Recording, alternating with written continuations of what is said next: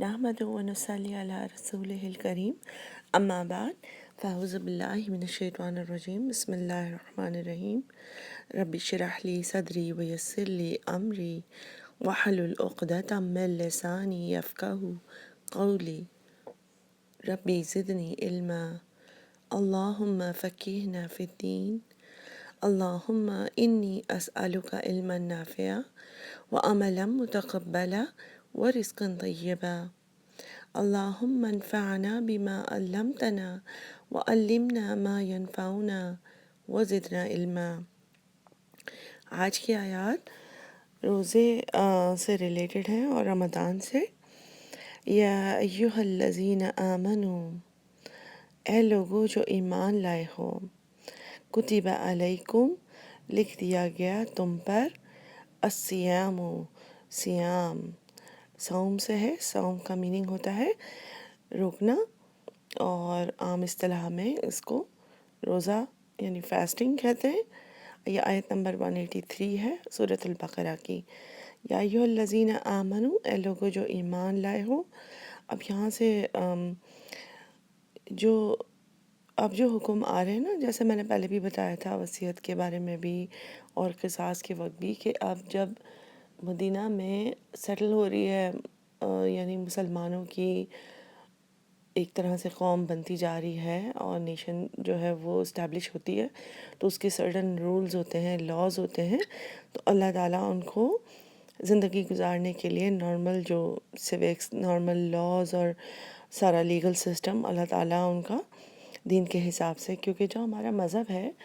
اسلام جو ہے وہ صرف مذہب نہیں ہے نا، وہ ایک دین ہے، وے آف لائف، تو اس میں اللہ تعالیٰ پھر بتاتے ہیں۔ اس کے علاوہ جب آپ یہاں پہ دیکھیں گے کہ آمنو کتب علیکم، لکھ دیا گیا یعنی فرض کر دیا گیا تمہارے لیے الصیام، یعنی اس سے پہلے جب نبی صلی اللہ علیہ وسلم مدینہ میں آئے تب وہ ہر مہینے کے 3 روزے رکھتے تھے، جس کو آج ہم ایام بیت کے روزے بھی کہتے ہیں نا، 13، 14، 15 کے۔ اور نبی صلی اللہ علیہ وسلم جو ہے وہ اور لوگوں کو بھی انکریج کرتے تھے کہ یہ روزے رکھے جائیں۔ آج بھی یہ روزے مسنون ہیں، اور ہر مہینے کے 3 روزوں کے علاوہ نبی صلی اللہ علیہ وسلم عاشورہ کا بھی روزہ رکھتے تھے۔ اور یہ جو ہے وہ ٹریڈیشن چلی آ رہی تھی، کیونکہ نوح علیہ السلام کے زمانے سے مہینے کے 3 روزے جو ہے وہ الگ الگ شریعتوں میں الگ الگ قسم کے روزے بھی تھے، لیکن اس طرح سے پتہ چلتا ہے کہ کچھ روایات سے کہ کافی شریعتوں میں مہینے کے 3 دن کے روزے تھے، کچھ شریعتوں میں ایک مہینے کے بھی تھے، لیکن ٹرمز فرق تھیں کہ کیا چیز الاؤڈ ہے بیچ میں سے اور کیا الاؤڈ نہیں ہے۔ تو اس آیت میں اللہ تعالیٰ یہی فرماتے ہیں کہ تم پر روزہ جو ہے وہ فرض کر دیا گیا، کما، جیسا کہ کتبہ، فرض کیا گیا تھا، لکھ دیا گیا تھا، کتابت کر دی گئی تھی اس بات کی، علی الذین، ان لوگوں پر، من قبلکم، جو تم سے پہلے تھے، جو تم سے قبل تھی شریعتیں، تاکہ مسلمانوں کو ایک طریقے سے یہ بھی نہ لگے کہ یہ جو ہے وہ صرف ان کے لیے ہے، کیونکہ فاسٹنگ یا سیام جو ہے، صوم جو ہے، وہ تھوڑی سی زیادہ ڈیمانڈنگ فارم ہے عبادت کی، اور ہماری جو ساری عبادتیں اس میں اللہ تعالیٰ کی ہمارے لیے پسندیدہ ترین عبادت میں سے ایک ہے، کیونکہ اس میں انسان جو ہے وہ جیسے نماز ہے یا صدقہ ہے، کوئی بھی چیز ہے، اس کو اس ٹائم تک کرنا ہوتا ہے اور اس کے بعد اینڈ ہو جاتا ہے نا وہ ایکٹ، لیکن جو روزہ جو ہے وہ اس کا ٹائم بھی لمبا ہے، صبح سے لے کر شام تک ہے، اور دوسرا یہ کہ جو چیز میں انسان کو اپنے آپ کو روکنا پڑے اور وہ چیزیں سامنے ہوں تو وہ ذرا زیادہ مشکل ہوتا ہے، چیلنجنگ ہوتا ہے۔ تو اللہ تعالیٰ فرماتے ہیں کہ یہ جیسے کہ لکھ دیا گیا تم سے پہلے، یعنی اللہ تعالیٰ کی یعنی اسلام کی ہمیشہ سے شریعت کا حصہ رہا ہے روزے کی جو عبادت ہے وہ، اور وجہ اس کی کیا ہے، لعلکم تتقون۔ لعلکم کے تینوں معنی ہوتے ہیں، شاید کہ تم تقویٰ پا جاؤ، اس لیے تاکہ تم تقویٰ پا جاؤ، اور ہو سکتا ہے کہ تم تقویٰ پا جاؤ۔ تو یہاں پر یہ ہے کہ زیادہ تر رائج وہی ہے کہ تاکہ تم تقویٰ پاؤ، تم تقویٰ حاصل کرو۔ تقویٰ کیا ہے؟ تقویٰ ہے اپنے آپ کو غلط چیزوں سے بچانا. تقویٰ کا میننگ یہ بھی ہے کہ اللہ تعالیٰ کی محبت اور خوف میں کسی عمل کو کرنا. ٹھیک ہے. اور تقویٰ جیسے پرہیزگاری کو بھی بولتے ہیں نا. اب جیسے کسی انسان کو کوئی بیماری ہو تو وہ اس چیز سے پرہیز کرے گا. اس سے پہلے بھی ایگزامپل میں نے آپ کو دی تھی کہ اگر کوئی انسان کسی چیز سے الرجی ہوگی تو وہ اگر نٹ سے الرجی ہوگا تو نٹ سے بچے گا. اگر وہ انسان ڈائبٹک ہوگا تو چینی وغیرہ سے بچے گا. اور تو تقویٰ میں بیسکلی انسان اتنا نیکیوں کی طرف ٹرن ہو جائے, اللہ کی راہ میں اتنا زیادہ ہو جائے کہ گناہوں سے روکنا اپنے آپ کو آسان ہو جائے. یعنی وہ بس گناہ کر کے توبہ کرنے کے بجائے گناہ سے رکنے کا عادی بن جائے. ٹھیک ہے. تو اللہ تعالیٰ فرماتے ہیں کہ روزہ جو ہے وہ اس طرح کی عبادت ہے کہ جس میں انسان اتنا سیلف ریسٹرینٹ, سیلف ڈسپلن کا عادی ہو جاتا ہے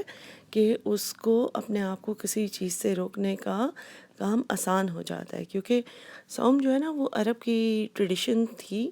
اپنے گھوڑوں کو وہ صوم کرواتے تھے, یعنی بیٹل کے لیے یا جھگڑوں کے لیے, جو وارز ہوتی تھیں اس کے لیے پریپیئر کرنے کے لیے. تو وہ ان کو باندھ کے رکھتے تھے چھوٹی سی رسی سے تاکہ وہ بیٹھ بھی نہ سکے, اور کافی ٹائم تک کھانا نہیں دیتے تھے, اور بلکہ اکثر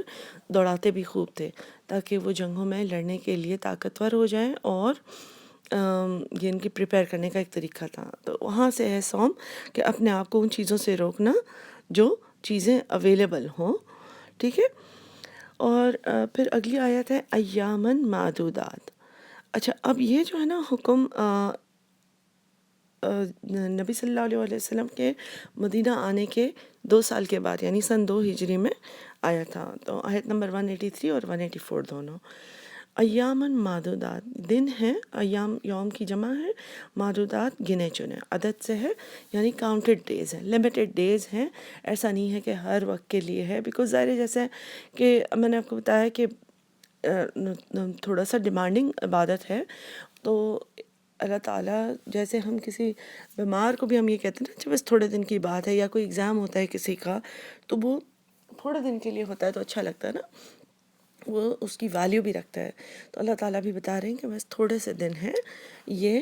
اور گنے چنے دن ہیں. یعنی کہ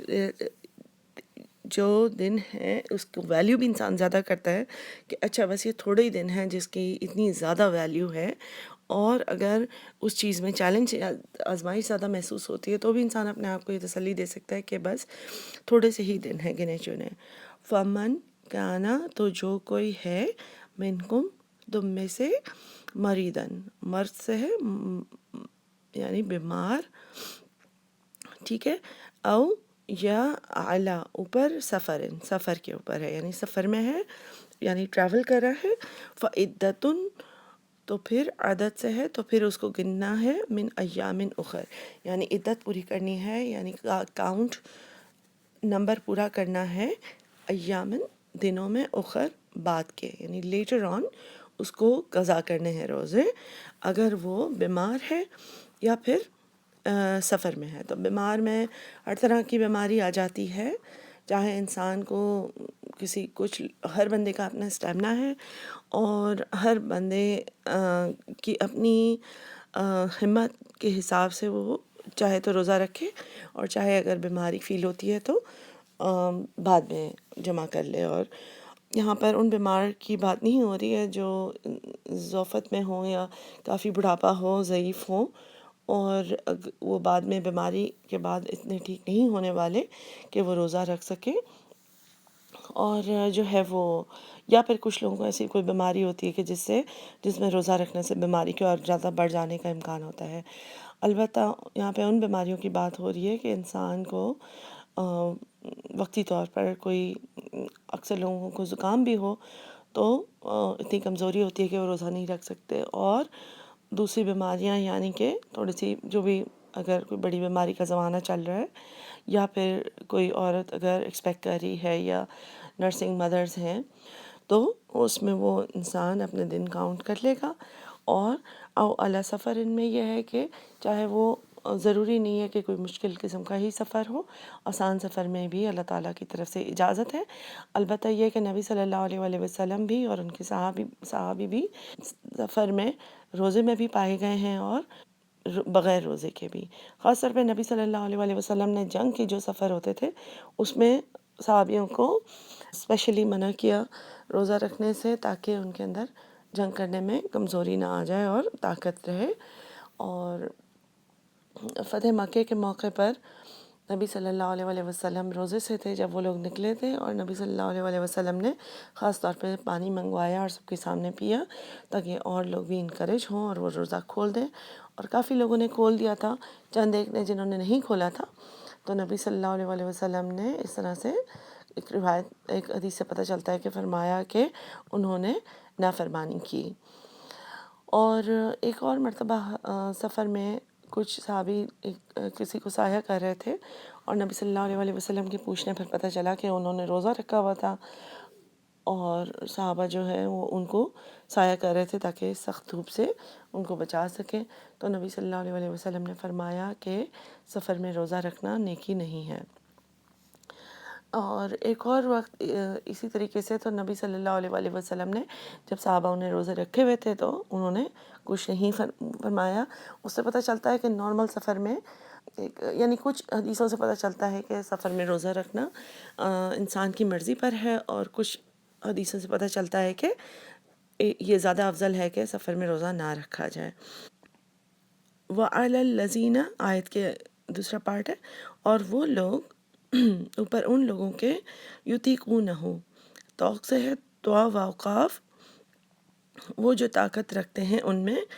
فدیتن، تو فدیہ دینا ہے، یعنی غریب کو کھلانا ہے، طعام مسکین، کھانا کھلانا ہے مسکین کو. یعنی یہ آیت چونکہ میں نے آپ کو بتایا تھا کہ 183 اور 184 ہجرت کے 2 سال کے بعد آئی تھی، تو روزہ بھی کچھ اور احکامات کی طرح آہستہ آہستہ گریجولی جو ہے وہ مسلمانوں پر نازل ہوا. اور روزے کا حکم، اور ایسا نہیں تھا کہ پہلے ہی دفعہ میں روزہ آیا اور وہ اتنا سختی سے فرض ہو گیا کہ ہر ایک کو رکھنا ہی تھا. تو سن 2 ہجری میں جب یہ حکم آیا تو اس میں جیسے کہ ہم نے ابھی پڑھا ہوا علی الذین، اور ان لوگوں پر جو طاقت رکھتے ہوں، یعنی کہ اگر روزہ رکھنے کی وہ طاقت بھی رکھتے ہوں، یعنی نہ بیمار ہیں اور نہ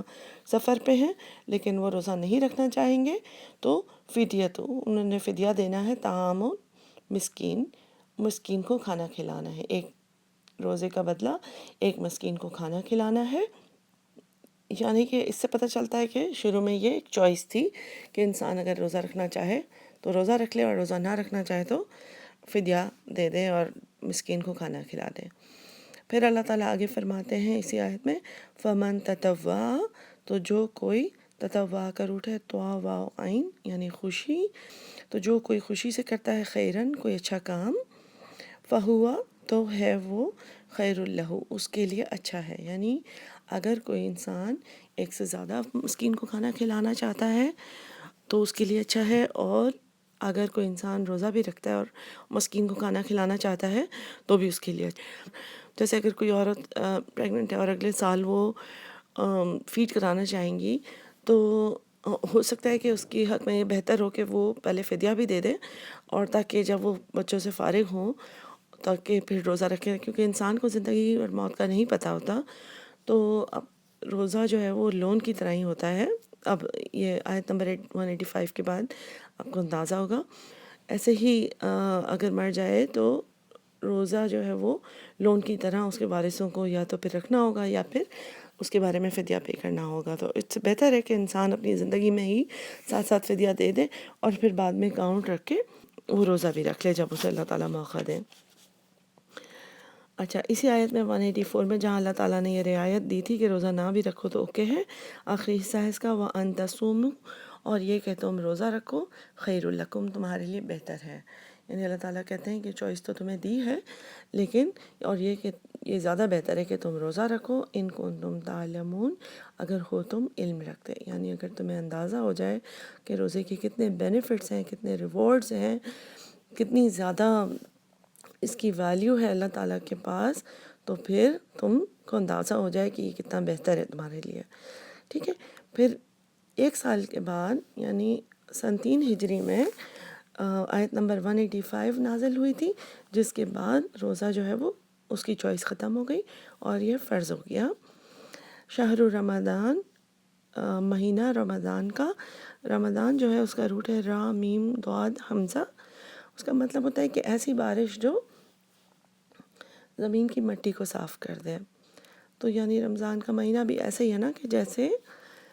ہمارے گناہوں کو معاف کرنے کی، صاف کرنے کے لیے، ہم کو پیوریفائی کرنے کے لیے ایک مہینہ ہے. تو یہ مہینہ جو ہے مہینہ رمضان کا اللہ تعالیٰ بتاتے ہیں. آپ غور کریں کہ 185 میں جو آیت شروع ہوئی ہے وہ رمضان کے مہینے کو اللہ تعالیٰ نے انٹروڈیوس کیا ہے. حالانکہ 183 میں اللہ تعالیٰ نے پہلے فاسٹنگ کی یا روزے کی بات کی، اور اس میں لکھا لعلکم تتقون، تاکہ تم تقویٰ پا جاؤ. کیونکہ روزہ ایک ایسی چیز ہے کہ جس میں انسان اپنے آپ کو جب روکتا ہے تو اس کا ول پاور بڑھتا ہے، اس کا کانفیڈنس بڑھتا ہے. اور یہ نارمل ڈائٹنگ سے کتنا فرق ہے کہ ہم ڈائٹنگ پر ہوتے ہیں تو اگر ہمیں کوئی بہت ہی مزے کی چیز سامنے نظر آ جائے، اور اگر کسی کو کیک بہت پسند ہو اور کوئی بہت ہی مزیدار سا چاکلیٹ کیک سامنے آ جائے تو ہم کہیں گے کہ چلیں کل سے ڈائٹنگ کر لیں گے یا آج وقفہ کر لیتے ہیں. لیکن روزہ ایک ایسی چیز ہے کہ جس میں اللہ تعالیٰ نے، اللہ کے علاوہ کوئی نہیں جانتا ہوتا کہ ہم کھا رہے ہیں یا پی رہے ہیں، لیکن ہمارے اندر ایسی سیلف ریسٹرینٹ آتی ہے کہ ہمارے سامنے کوئی بھی چیز آ جائے ہم اس کو دیکھ کر کھانے نہیں لگ جاتے یا پینے نہیں لگ جاتے. ٹھیک ہے نا؟ تو اس سے انسان کے اندر کسی بھی چیز سے رکنے کی، کسی بھی چیز سے اپنے آپ کو ہولڈ کرنے کی صلاحیت آ جاتی ہے، اور اسپیشلی کہ حرام چیزوں سے، کیونکہ روزے میں ہم حلال چیزوں سے بھی اپنے آپ کو روک لیتے ہیں نا. بہرحال تو 185 میں اللہ تعالیٰ سٹارٹ ہی رمضان کے مہینے کی انٹروڈکشن سے کر رہے ہیں. اور بہت انٹرسٹنگ چیز یہ پتہ چلے گی کہ تقویٰ کے لیے تو ہے اس عبادت کا مقصد روزے کا، لیکن اس میں شکر گزاری بھی پائی جاتی. قرآن کے نازل ہونے کا سیلیبریشن ہے یہ، کہ ہم 30 دن روزہ رکھ کے اس چیز کو سیلیبریٹ کریں گے کہ اللہ تعالیٰ نے ہمیں اس ہدایت پر چنا، اللہ تعالیٰ نے ہمیں یہ مہینہ دیا، اور اللہ تعالیٰ نے ہمیں قرآن دیا، اور اللہ تعالیٰ کا شکر ادا کرنے کے لیے. اب دیکھتے ہیں اس آیت میں، رمضان وہ مہینہ ہے الذی، جبکہ انزلہ نازل کیا اس میں، فیہ القرآن، اس میں قرآن نازل ہوا. اب قرآن کی 3 کوالٹیز بتائی ہیں. ھدی للناس، ہدایت ہے لوگوں کے لیے اس میں، وبینات من الہدی، اور بینات ہیں، کھلی نشانی ہے، کھلی نشانیاں ہیں ہدایت کے لیے، والفرقان، اور فرق کرنے والی، صحیح اور غلط میں فرق کرنے والی. یعنی ایک بار انسان کھل کے سوچ سمجھ کے کھلے دل سے قرآن کو پڑھ لے تو اللہ تعالیٰ اس کے لیے ہدایت اور گائیڈنس کا میپ ہے یہ انسان کا، کہ اسے جنت کیسے حاصل کرنی ہے. وہاں پہ اس کو نشانیاں ملتی ہیں جس سے اس کا دل مضبوط ہوتا ہے دین کی طرف. ٹھیک ہے؟ تو قرآن ایک ایسی چیز ہے کہ جس کو پڑھنے سے، جس کو سمجھنے سے اللہ تعالیٰ نے ہمارے دلوں کو دین کے اوپر اور بھی استقامت دیتے ہیں، اور چونکہ ہمارے اندر فرق کرنے کی صلاحیت آ جاتی ہے تو ہم جنت کے راستے پر چلنے کے لیے زیادہ آسانی ہو جاتی ہے.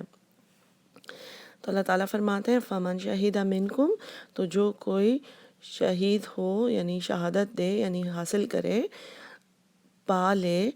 اس مہینے کو، منکم الشہر، اس شہر کو، اس مہینے کو، فلیصم، تو چاہیے اس کو کہ وہ روزہ رکھے اس مہینے میں. ٹھیک ہے؟ اب فلیصم سے پتہ چل رہا ہے کہ یہ فرض ہو گئے یہاں پر، اب یہاں پر سے چوائس چلی گئی ہے. پھر اللہ تعالیٰ نے جو رعایت کا حصہ باقی رکھا ہے اس کو ریپیٹ کرتے ہیں. وَمَنْ كَانَ مَرِيضًا، اور جو کوئی مریض ہے، یعنی جو بڑھاپے میں ہے یا جس کو ابھی کوئی بیماری لاحق ہے، او علی سفر، یا کوئی جو سفر پہ ہے، ٹریول کر رہا ہے، فعدۃ من ایام اخر، تو عدد پورے کرنا ہے ایام اخر میں، بعد کے دنوں میں اس کو. پھر اللہ تعالیٰ فرماتے ہیں کہ یرید اللہ بکم الیسر، یریدو روت سے ہے، ارادہ کرتا ہے اللہ، بکم تمہارے لیے، یسر کا، آسانی کا. اللہ تعالیٰ چاہتے ہیں کہ تمہارے لیے آسانی ہو. اس فریز کو بہت غور سے پڑھیں اور دین کے کسی بھی کسی بھی اسپیکٹ میں اس چیز کو ہم لگائیں، کیونکہ ہم عام طور پہ سمجھتے ہیں نا کہ دین بہت مشکل ہے، اس کو فالو کرنا بہت مشکل ہے، لیکن اس پارٹ کو آپ پڑھیں، یرید اللہ بکم الیسرا، ارادہ کرتا ہے اللہ تمہارے لیے آسانی کا، ولا یرید بکم العسرا، اور نہیں ارادہ کرتا اللہ تعالیٰ تمہارے لیے مشکل کا۔ یسر اور عسر جو ہے وہ اپوزٹس ہیں، آسانی اور مشکل ان کا میننگ ہے۔ تو ہم دیکھیں کہ عام طور پہ کتنی ہم ایک جنرل کس طرح سے لوگوں کی بات ہم سنتے ہیں، اندازہ ہوتا ہے کہ اسلام پہ فالو کرنا بہت مشکل کام ہے، لیکن بات یہ ہے کہ اللہ تعالیٰ نے اور نبی صلی اللہ علیہ وآلہ وسلم نے بھی جب کسی کام کو کرنے کے دو طریقے ہوتے تھے، آسان اور مشکل، تو نبی صلی اللہ علیہ وآلہ وسلم نے اپنے لیے آسان راستہ چنا تھا۔ ایک اور مرتبہ نبی صلی اللہ علیہ وآلہ وسلم نماز سے فارغ ہوئے تو کافی صحابی جو ہیں وہ ان کو سوال جواب پوچھ رہے تھے، پھر نبی صلی اللہ علیہ وآلہ وسلم نے چند سوالات کے جواب دیے اور بعد میں 2 مرتبہ فرمایا کہ اسلام جو ہے وہ تمہارے لیے آسانی کا دین آیا ہے، اسلام جو ہے وہ تمہارے لیے آسانی کا دین آیا ہے۔ تو یہاں پر بھی اللہ تعالیٰ فرماتے ہیں کہ تمہارے لیے بے شک یہ فرض کر دیے گئے ہیں تاکہ تم تقویٰ حاصل کرو، اور لیکن اللہ تعالیٰ تمہارے لیے آسانی چاہتے ہیں، اور ایسا نہیں چاہتے کہ اگر تم بیمار ہو یا سفر پہ ہو تو تمہارے لیے اس مہینے کی سعادت، اس مہینے کی برکت، رحمتیں مس ہو جائیں تو تم بعد میں روزے پورے کر سکتے ہو۔ اور اکثر لوگ اپنے لیے خود ہی مشکل بناتے ہیں اور کہتے ہیں کہ نہیں، چاہے جو کچھ بھی ہو جائے ہم تو رمضان میں ہی روزے رکھیں گے، کیونکہ یہ بعد میں اس کی وہ بات نہیں رہے گی اور بعد میں اس کا وہ ثواب نہیں ملے گا۔ تو یہاں پہ جب اللہ تعالیٰ خود فرما رہے ہیں کہ اللہ تعالیٰ تمہارے لیے آسانی چاہتے ہیں، یعنی بعد میں روزے رکھنے کے ابھی ایکول ہی ثواب اللہ تعالیٰ گارنٹی کر رہے ہیں، لیکن ہم اپنے لیے خود ہی مشکل بنا دیتے ہیں۔ اس آیت کے بعد کے حصے میں کیا ہے؟ اچھا، اللہ تعالیٰ آسانی چاہتے ہیں اور مشکل نہیں چاہتے، وَلِتُکْمِلُوا، اور تاکہ تم مکمل کرو۔ تکمیل کا لفظ بھی اسی میں نظر آتا ہے نا، کمل سے ہے، کہ اور تاکہ تم مکمل کرو العدۃ، اپنے عدد کو، اپنے کاؤنٹ کو، یعنی یہ آسانی اللہ تعالیٰ چاہتے ہیں کہ تم آرام سے جب تمہاری بیماری ٹھیک ہو تو تم اپنے عدت کو، اپنے کاؤنٹ کو، نمبر جو مس ہوا ہے اس کو پورا کر لو، وَلِتُکَبِّرُوا، اور تاکہ تکبیر کہو اللہ کے لیے اور بڑائی بیان کرو اللہ تعالیٰ کی۔ تکبیر کا کبر سے ہے ورڈ، اور اس کا مطلب یہ بھی ہے کہ جب روزے پورے ہو جاتے ہیں، رمضان پورا ہو جاتا ہے تو عید کے دن جس طرح ہم تکبیرات کہتے ہیں نا، اللہ اکبر وللہ الحمد، اللہ تعالیٰ کی حمد و ثنا بیان کرو، اعلیٰ ما ہداکم، اس کے اوپر جو اللہ نے تمہیں ہدایت دی، ٹھیک ہے، وَلَعَلَّكُمْ تَشْكُرُونَ، اور تاکہ تم شکر ادا کرو۔ یعنی کہ اللہ تعالیٰ نے یہ آسانی کیوں دی ہے؟ تاکہ تم بعد میں بھی جب روزہ رکھو تو اللہ تعالیٰ کا شکر ادا کرو اور اللہ تعالیٰ کی بڑائی بیان کرو۔ یعنی روزہ رکھ کر اس سے چند باتیں سمجھ آتی ہیں کہ ایک تو یہ کہ صرف ایسا نہیں ہے کہ ہم نے بس روزہ رکھنا ہے، بھوکا رہنا ہے اور نمٹانا ہے۔ حدیث سے بھی پتہ چلتا ہے کہ اگر جو انسان روزہ رکھے اور فحش گوئی نہ چھوڑے اور لڑائی جھگڑا نہ چھوڑے تو اللہ تعالیٰ کو ایسے روزے کی کوئی ضرورت نہیں۔ اس کے علاوہ اسی طرح کی حدیثیں اور بھی ملتی ہیں کہ جب تم روزہ رکھو تو غلط بات نہ کہو، اور اگر کوئی تم سے غلط بات کہے یا تمہیں اکسائے تو تم اس سے کہو میں روزے سے ہوں۔ تو اس سے یہ بھی پتہ چلتا ہے کہ 185 میں کہ روزہ رکھنا جو ہے وہ تقویٰ حاصل کرنے کا ذریعہ تو ہے ہی، لیکن اللہ تعالیٰ نے یہ جو آسانی رکھی ہے کہ بعد میں بھی کاؤنٹ پورے ہوں تاکہ ہر بندہ پورا فائدہ اٹھا سکے کہ اللہ کی روزے رکھ کے اللہ کے لیے ذکر کرے، اللہ کی کبریائی بیان کرے، اللہ کا شکر ادا کرے، اور ایک طریقے سے اللہ تعالیٰ نے جو ہدایت دی ہے، جو قرآن کے لیے ہمیں چنا ہے اور جو قرآن نازل کیا ہے اس کا شکر ادا کریں۔ قرآن جو ہے وہ صحابہ کرام نے نبی صلی اللہ علیہ وآلہ وسلم سے پوچھا کہ قرآن کی رمضان میں تو شروع کی چند آیات یعنی جو لیلۃ القدر میں اتری تھی، تو قرآن کا اترنا رمضان سے کیا میننگ ہے؟ نبی صلی اللہ علیہ وآلہ وسلم نے فرمایا کہ جو لوح محفوظ ہے، جو بک آف ڈکری ہے، یعنی جس میں سب کچھ پہلے سے لکھا گیا ہے، وہ ہائیسٹ آف، سب سے اونچے ہیونز میں ہے نا، اللہ تعالیٰ کے پاس محفوظ ہے، قرآن پورا لکھا ہوا تھا، اور اللہ تعالیٰ نے رمضان کی لیلۃ القدر میں جو انتہائی بڑی رات ہے، جس کی ایک رات کی عبادت ہزاروں مہینوں کے برابر ہے، اس میں اللہ تعالیٰ نے بیت العزت پہ اتارا تھا۔ بیت العزت کون سا گھر ہے؟ جو بیت الحرام کے بالکل اوپر سب سے آخری آسمان پر ہے. جیسے میں نے آپ کو بتایا تھا، بالکل کعبہ کے اوپر اللہ تعالیٰ کا گھر ہے، آخری آسمان کے اوپر، جس کے راؤنڈ فرشتے طواف کرتے ہیں، اور آج تک ایک بھی فرشتے نے وہ طواف مکمل کیا ہے، ریپیٹ نہیں کیا. تو سارا کا سارا قرآن لوح محفوظ سے بیت العزت پر ٹرانسفر کر دیا گیا تھا، اور پھر رفتہ رفتہ 23 سالوں میں نبی صلی اللہ علیہ وآلہ وسلم کے قلب پر ڈال دیا گیا تھا. اور اس کی بھی حدیث سے یہ پتہ چلتا ہے کہ اس کا ریزن یہ ہے تاکہ انسان کے دل کو مضبوطی اور سکون حاصل ہو. اس کا ریزن یہ ہے کہ قرآن سلولی آنے کا، کہ ایک تو یہ کہ ریلیونٹ موقع پر آیا، دوسرا یہ کہ کوئی بھی چیز ایک ساتھ کسی بچے کو، چھوٹے سے بچے کو اگر آپ سارا کا سارا کریکولم بھی دے دیں کہ یہ ساری میتھس ہے 5 سالوں کے لیے، تو وہ اس کو اس طریقے سے سمجھ نہیں آئے گی، چاہے کوئی بھی سبجیکٹ ہوگا، ٹھیک ہے. لیکن آہستہ آہستہ جو چیز سمجھائی جائے وقت کے مناسبت سے، عمر کے حساب سے، جتنی انسان کی میچورٹی بنتی ہے، جتنی انسان کی طاقت بنتی ہے، اس کے حساب سے اس کو سمجھایا جائے تو اسے بہتر سمجھ آتا ہے. تو اس طرح سے اس کی مضبوطی اور آسانی کے لیے قرآن جب نازل ہوا نبی صلی اللہ علیہ وآلہ وسلم پر، تو اس کے بعد ہر رمضان میں نبی صلی اللہ علیہ وآلہ وسلم جتنا نازل ہو چکا ہوتا تھا اس کو ریپیٹ کرتے تھے، پورا کا پورا دورہ کرتے تھے جبریل علیہ السلام کے ساتھ. اسی لیے یہ مسنون ہے کہ قرآن جتنا پڑھا جائے قرآن میں رمضان میں، اس کا بہت زیادہ ثواب ہے، کیونکہ نبی کی سنت ہے. لیکن اس کا یہ مطلب نہیں ہے کہ مائنڈلیسلی انسان جو ہے وہ بس پڑھتا جائے اور بس یہ اپنی گنتی دیکھے کہ میں نے 10 قرآن پڑھے ہیں اور 5 پڑھے ہیں، بلکہ اس کو سمجھنا بھی ہمارے اوپر فرض ہے، اور اس کو فالو کرنا، اس کو یعنی قرآن کے جو حقوق ہیں وہ یہ سارے ہیں کہ اسے پڑھنا، اسے سمجھنا، اس پہ عمل کرنا، یہ ساری چیزیں ہیں، اس کی تعظیم کرنا. قرآن جو ہے وہ تو للیلۃ القدر میں نازل ہوا، اس کے علاوہ جو اور صحیفے اور جو کتابیں تھیں وہ بھی رمضان میں نازل ہوئیں. یا ابراہیم علیہ السلام کے جو صحیفے تھے وہ رمضان کی 1 تاریخ کو نازل ہوئے. جو تورات تھی وہ رمضان کی 7 یا 6 تاریخ کو نازل ہوئی. جو زبور تھی وہ 13 تاریخ کو رمضان کی نازل ہوئی، اور جو انجیل تھی وہ 18 تاریخ کو نازل ہوئی. تو اسی طریقے سے یہ رمضان اس طرح کا مہینہ ہے کہ اللہ تعالیٰ نے اس کو خاص طور پر چنا ہے کتابوں کے نزول کے لیے، اور پھر اسی طرح یہ ہمارے لیے بہت ہی بابرکت مہینہ ہے، کیونکہ اللہ تعالیٰ اس میں حدیث سے پتہ چلتا ہے کہ جہنم کے دروازے بند کر دیتے ہیں اور جنت کے دروازے کھول دیتے ہیں، اور شیطان جو ہے وہ اس کو چین کر دیتے ہیں، یعنی اس کو باندھ دیتے ہیں اور اپنی رحمت کے سارے دروازے کھول دیتے ہیں. شیطان کو باندھ دینے سے ایک چیز یہ بھی پتہ چلتی ہے نا کہ جیسے تقویٰ حاصل کرنا، اس ایک مہینے میں ہم اپنے آپ کو ٹرین کر سکتے ہیں. اس میں صرف ہمیں اپنی جو لیزینس ہے، اپنی پروکریسٹینیشن ہے، اپنی پریشانی ہے، اپنی پلاننگ میں جو کمی ہے، اپنی ڈسپلن میں کمی ہے، صرف اس کے ساتھ سٹرگل کرنا ہے، رائٹ. کیونکہ اللہ تعالیٰ نے جس طرح سے کوئی بھی انسان کہیں پر جاب جوائن کرتا ہے، یا جیسے فائر فائٹرز ہوتے ہیں یا پولیس مین ہوتے ہیں، ان کی ٹریننگ ہوتی ہے، یا نارمل جو جابز ہوتی ہیں ان کی بھی کسٹمر سروس کے لیے بھی ٹریننگ ہوتی ہے، رائٹ. تو وہ اصل جگہوں پر نہیں، ان کو اصل سائٹ پہ نہیں بھیجا جاتا فائر فائٹرز کو جہاں پہ اصل آگ لگی ہوئی ہو، بلکہ ان کی ٹریننگ کے زمانے میں، ڈرل کے زمانے میں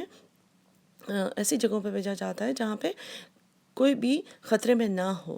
بالکل اسی طریقے سے اللہ تعالیٰ نے ہمیں ریئل خطرے سے، ریئل شیطان سے، ہمارے اصل دشمن سے بچا کر ایک مہینہ دیا ہے تاکہ ہم اچھی طریقے سے اس مہینے میں اپنے آپ کو تقویٰ کی سیڑھی چڑھائیں، اپنے آپ کو اوپر کرتے جائیں، اللہ تعالیٰ سے قریب کریں، قرآن کو پڑھنے سمجھنے میں کوتاہیوں اور پروکریسٹینیٹ کرنے سے، پیچھے کر دینے سے کسی چیز کو ہٹتے جائیں. اور اگر پھر بھی ہم نہیں کر پاتے تو ہمیں سمجھ لینا چاہیے کہ یہ ہمارے اپنے نفس کے اندر کس چیز کو اسٹرینتھن کرنے کی ضرورت ہے، کہاں پر ہمیں اپنے آپ کو مضبوط بنانے کی ضرورت ہے. اور رمضان کی تیاری انسان کو جس طرح سے کسی بھی مہمان کے آنے کی انسان تیاری کرتا ہے نا، پہلے سے کرنی چاہیے. افسوس کی بات یہ کہ جو فوکس اللہ تعالیٰ نے ہمارا ہٹایا ہے کھانے پینے سے، اور جو رمضان میں جس چیز سے ہمیں روکا گیا ہے وہ یہی ہے نا کہ فجر سے لے کر مغرب تک کھانے پینے اور پرسنل ریلیشن شپ سے روکا گیا ہے، تاکہ انسان کا فوکس ان ضروریات سے ہٹ کر اس چیز کے اوپر ہو کہ میرے کرنے والے کام کیا ہیں، اللہ سے قریب مجھے کیسے ہونا ہے. لیکن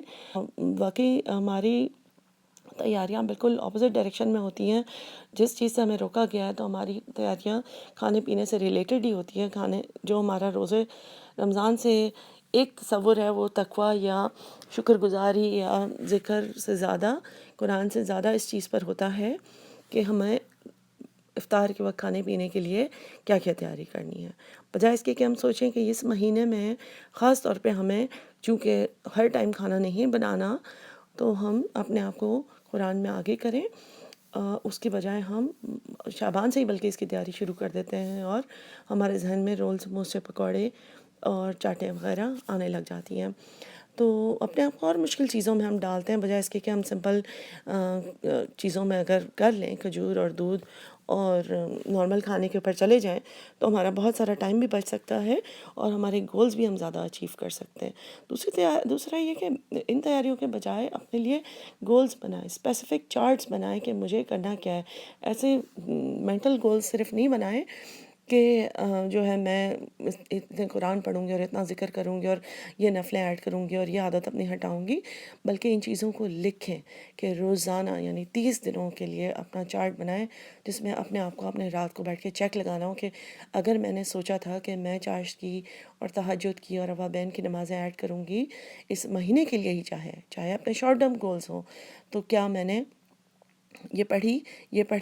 اگر ہم چیک نہیں لگائیں گے تو دوسرا دن جو ہمارا اگلا دن ہوگا وہ زیادہ شعور کے ساتھ گزرے گا کہ ہاں مجھے یہ کرنا ہے. چاشت کے وقت میں ہمارے دماغ میں خیال آتا رہے گا کہ ہاں مجھے یہ کرنا ہے. اپنے آپ کو ڈسپلن کریں کہ کتنا مجھے سونا ہے، کتنا مجھے اٹھنا ہے، مجھے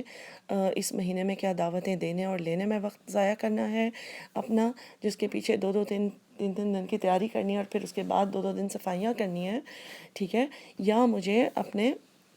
چارٹ کے اوپر فوکس کرنا ہے کہ میں نے کتنی تسبیحات کرنی ہے. اسپیسیفک گولز بنائیں. جو گولز ہوتے ہیں نا وہ نارمل لائف میں، نارمل ایجوکیشن میں بھی ہمیں سمجھایا جاتا ہے کہ بہت زیادہ اسپیسیفک ہونا چاہیے. انسان اپنے بارے میں ان چیزوں کے بارے میں اکاؤنٹیبل ہونا چاہیے ان کو، اور ریئلسٹک ہونے چاہیے. ٹھیک ہے، اسمارٹ گولز ہوتے ہیں نا، اسپیسیفک ہونے چاہیے تو ریئلسٹک بھی ہونے چاہیے. انسان ایسا نہ سوچے کہ اچھا بس اس جو رمضان میں نا میں سورۃ البقرہ جو ہے پوری حفظ کر لوں گی. ایسی چیز کریں کہ اگر آپ کے بچے چھوٹے ہیں تو آپ اس طرح سوچیں کہ میں جو ہے روزانہ کلمہ شہادت ایک تسبیح پڑھوں گی. اس کا آپ کو چیک روزانہ لگانا ہے، پھر آپ کو یاد رہے گا کہ ہاں میں نے یہ نہیں پڑھی تھی آج. آپ اس طرح کے بنائیں کہ میں درود کتنے پڑھوں گی دن میں. آپ اس طرح سی چیزیں کریں جو آپ چلتے پھرتے بچوں کو کھانا کھلاتے ہوئے اور ان کو جو ہے وہ سلاتے ہوئے، ان کے ساتھ واک کرتے ہوئے، جو بھی چیز ان کے ساتھ آپ نے کرنی ہے تو آپ کر سکیں کھانا بناتے ہوئے. کیونکہ اکثر لوگ ہوتے ہیں جن کی ظاہر ہے واقعی فیملیز اس ڈائنامکس اس طرح سے ہوتی ہیں کہ ان کو کھانا بنانا ہی پڑتا ہے، یا ان کی بڑی فیملی ہوتی ہے یا فیملی کی ڈیمانڈ اس طریقے سے ہوتی ہے کہ ان کی سچویشن ایسی ہے، تو پھر وہ اپنا اس چیز میں زیادہ گناہ کما لیتے ہیں کہ وہ دل میں ریزنٹ کرتے رہتے ہیں، پچھتاتے رہتے ہیں کہ پتہ نہیں ہم کیوں نہیں قرآن پڑھ سکتے زیادہ، اور یہ وہ سارا. ہر بندے کا ثواب، ہر بندے کی عبادت اللہ تعالیٰ نے ڈیفرنٹ طرح کی رکھی ہے. اگر کسی انسان کو کھانا کھلانا پڑ رہا ہے اور کھانا بنانے کی تیاری زیادہ کرنی پڑی ہے تو وہ اپنی زبان پر اللہ کا ذکر زیادہ کر سکتا ہے. اور کھانا بنانا وہ بھی ایک عبادت سمجھ کے اللہ تعالیٰ ہر عمل جو ہے رمضان میں ہمارے لیے عبادت بن سکتی ہے. اس کو خوشی خوشی کرنا بھی اسی طرح سے ثواب مل سکتا ہے نا جیسے کسی کو روزہ کھلانے کا ہے. اکثر ہم سمجھتے ہیں کہ دعوتیں کر کر ہی ہمیں روزہ کھلانے کا ثواب ملے گا، بہت ہی لیوش قسم کی بہت زیادہ آئٹمس بنا کر. تو اگر روزہ کھلانا ہے تو اس کی تو حدیث یہ ہے کہ ایک کھجور سے بھی انسان کسی کا روزہ کھلا سکتا ہے، اس کا ثواب اس کو اتنا ہی ملے گا جتنا روزے رکھنے والے کو، بجائے اس کے کہ روزے رکھنے والے کا ثواب بھی کم نہیں ہوگا. تو انسان اگر زیادہ چیز کرنا بھی چاہے تو کھانا ریڈی کر کے اپنے دوستوں کو، اپنے رشتہ داروں کو بھیج سکتا ہے یا مسجد میں بھیج سکتا ہے. یہاں پہ مسجدوں میں بہت اچھے روزے کھلوانے کے انتظامات ہوتے ہیں. اس کے علاوہ ہم مسجد میں اسپانسر کر کے بہت زیادہ ثواب بھی کما سکتے ہیں اور اپنے آپ کو اپنے گول سے ہٹائے بغیر یہ سب چیزیں پاسبل کی جا سکتی ہیں. قدسی ہے کہ نبی صلی اللہ علیہ وسلم نے فرمایا کہ اللہ تعالیٰ کہتے ہیں ہر عمل جو انسان کرتا ہے وہ اپنے لیے کرتا ہے اور اس کے ریوارڈز انسان کو بتائے گئے ہیں، لیکن روزہ جو ہے وہ میرے لیے ہے اور اس کا اجر میں ہی دوں گا. اس سے ایک چیز پتہ چلتی ہے کہ اللہ تعالیٰ خاص ایک اس جو آنر سمجھ آتا ہے اور جو بے تحاشا اس کے ثواب، اس کے حسنات نظر آتے ہیں، کیونکہ آن گوئنگ ورشپ ہے نا، ایک ایسی عبادت ہے کہ جو چلتی جاتی ہے. انسان چاہے سو رہا ہے، چاہے جاگ رہا ہے، چاہے اپنی جاب پہ جا رہا ہے، چاہے جو ہے وہ کتاب پڑھ رہا ہے، کوئی بھی چیز کر رہا ہے، لیکن ساتھ ساتھ منہ میں روزہ ہے. ٹھیک ہے، تو ایک مستقل آن گوئنگ عبادت کی حالت میں ہے. اور اس میں اللہ تعالیٰ نے صرف پھر ان بیسک نیڈ سے رکنے کے بجائے، انسان چونکہ روزے میں ہوتا ہے تو جھوٹ بولنے سے رکتا ہے، غیبت کرنے سے رکتا ہے، غلط بات منہ سے نکالنے سے رکتا ہے، فحش بات کرنے سے رکتا ہے. تو کتنی چیزوں پر، کتنے گناہوں سے اپنے آپ کو بچا لیتا ہے کیونکہ انسان نے روزہ رکھا ہوتا ہے. تو 30 دن کی سختی تو ہوتی ہے، لیکن انسان اپنے آپ کو 30 دنوں کے بعد ایک ڈفرینٹ پرسن بنانے میں،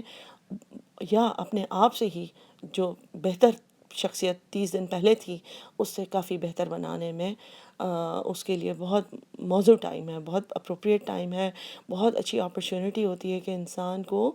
اللہ تعالیٰ موقع دیتے ہیں. اور پھر یہ الحمدللہ ہر 11 مہینے کے بعد دوبارہ سے ایک ٹریننگ ٹائم آتا ہے، کیونکہ کوئی بھی چیز فیڈ اوے ہو جاتی ہے نا، کوئی بھی چیز ہمارے انسان کے اندر دوبارہ، جس طرح مٹی زمین کے اوپر گرد آتی رہتی ہے،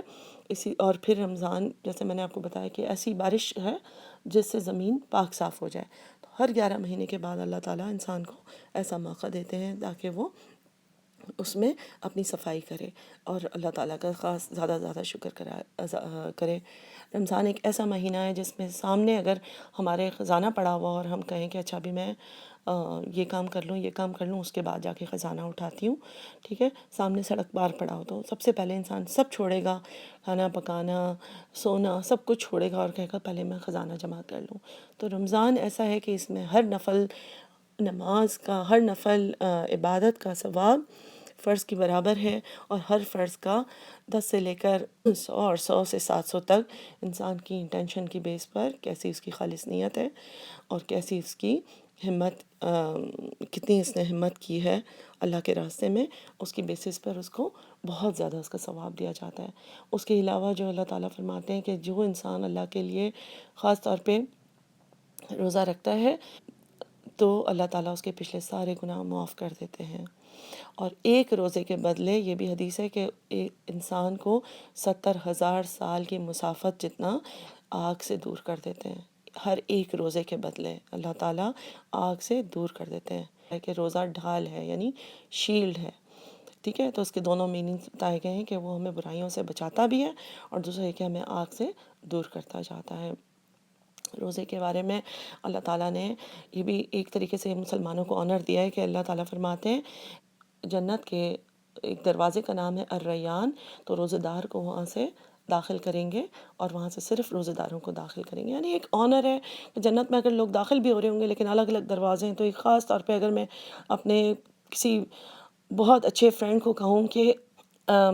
یا والدین سے کہے انسان کہ آپ کے لیے یہ دروازہ ہے، یا یہ جو کارپٹ میں نے ریڈ بچھایا ہے یہ اس VIP پرسن کے لیے، یہ میرے اس استاد کے لیے ہے جن کا میں بہت ہی زیادہ شکر گزار ہوں کہ انہوں نے مجھے یہ کیا. تو اللہ تعالیٰ نے ایک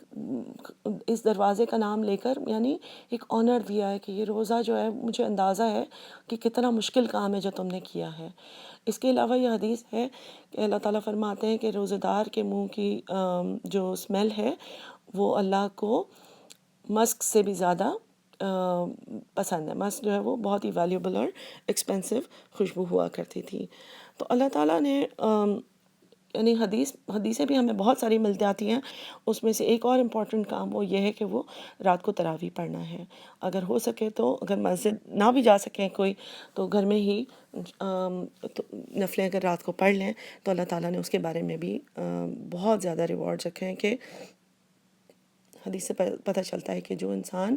تراویح کے لیے یعنی رمضان میں قیام کرے گا تو اللہ تعالیٰ اس کے پچھلے سارے گناہ معاف کر دیں گے.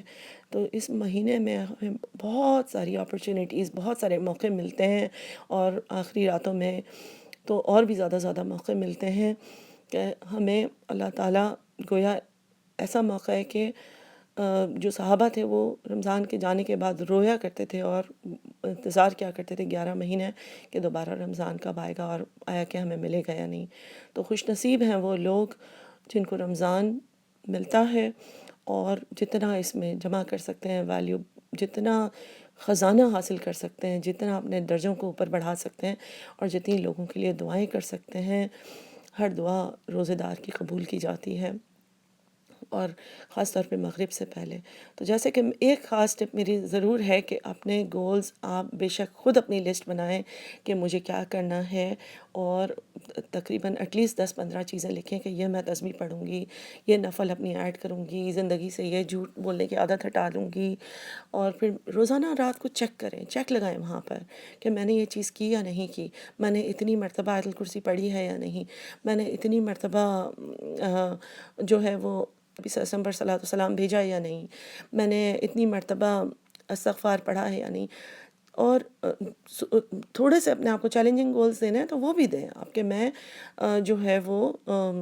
صبح شام کی دعائیں پڑھا کروں گی. اگر وہ عادت میں نہیں ہے تو ان کو عادت میں ڈالیں. جو چیزیں آپ ڈال سکتے ہیں، جتنا آسان یا جتنا مشکل اپنے لیے بنانا ہے آپ بنا سکتے ہیں چارٹ، لیکن چارٹ ضرور بنائیے تاکہ آپ اکاؤنٹیبل ہوں، تاکہ آپ رات کو چیک کر سکیں کہ میں نے یہ کیا تھا یا نہیں، تاکہ جو اس کا اگلا دن ہے پورے رمضان جانے کے بعد ہم افسوس نہ کریں کہ ہائے میں نے کیوں سوچا تھا کہ میں یہ حفظ کروں گی، میں کچھ اور کر لیتی.